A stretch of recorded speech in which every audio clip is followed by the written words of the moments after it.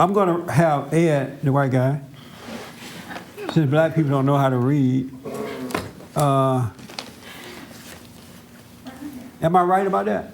No. Rhonda read last 2 weeks ago. Did she read well? She did. Oh, she did? She did. Very She well. lives in the suburbs, though. I wanted to read this thing about you being of your father, the devil. This is when in John, and you can read about and get the depths of it later, chapter 8, verse 42 through 47, of your father, the devil. Let me see, is that right? Yes, Jesse. 42 to 47. Okay, read that for me, clear and loud, but not too loud. Starting from here to there. If God were your father, you would love me, since I have my origin in God and have come from him. I did not come of my own accord, but he sent me. Why do you not understand what I say? Because you cannot bear to listen to my words. You are from your father, the devil, and you prefer to do what your father wants. He was a murderer from the start. He was never grounded in the truth. There is no truth in him at all. When he lies, he is speaking true to his nature, because he is a liar and the father of lies. But it is because I speak the truth that you do not believe me. Can any of you convict me of sin? If I speak the truth, why do you not believe me? Whoever comes from God listens to the words of God. The reason why you do not listen is that you are not from God. And that's what's wrong with the world today, is that most people are of their father, the devil. There is no truth in them. And when you are born again and you're coming from truth and love truth and you speak that truth, they can't handle it because there is no truth in them. That's why they say you hate women, you hate men, you hate gays, you hate this, you hate that, because there is no truth in them. They live of their father, the devil, which is a spirit of lies. People love lies. In the movie that I was watching, lies is are very seductive. You know, it's good. It's good for your flesh. You know, for the world around you.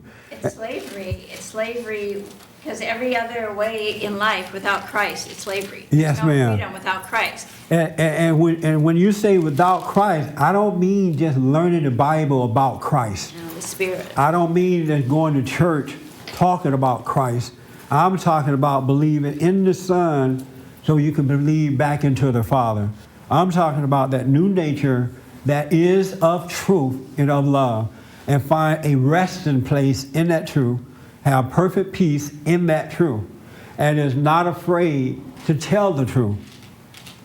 And they tell the truth without judging, meaning that you don't feel anything about the person that you're telling the truth to. You're not putting them down. You're not trying to hurt them. You're trying to set them free with truth. We don't have that for the most part in the world today.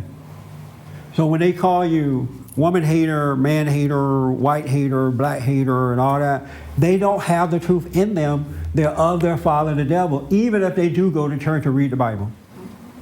Because you can read the Bible and be deceived about yourself too. You can quote scriptures until the cows come home and not be born again. You still have that angry nature. And in closing, if you want to overcome that, you got to look at yourself and be honest about self. And it's going to cause you to realize that you can't change yourself. So when you realize that, you're not going to judge yourself either way.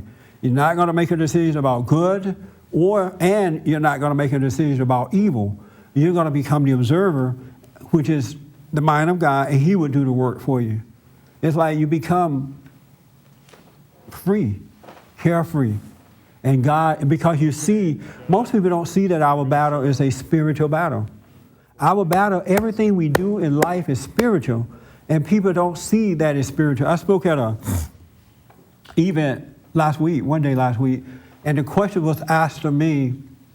The person said to me, well, it's really nice that we have blacks and women running for office now in politics. We have a black president. Now women are running.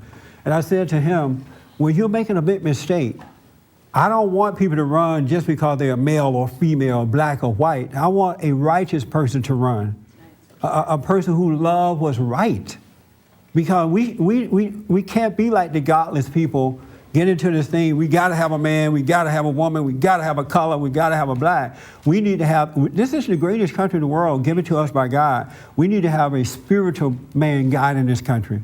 A man who loves what's right with all the heart, soul, and might.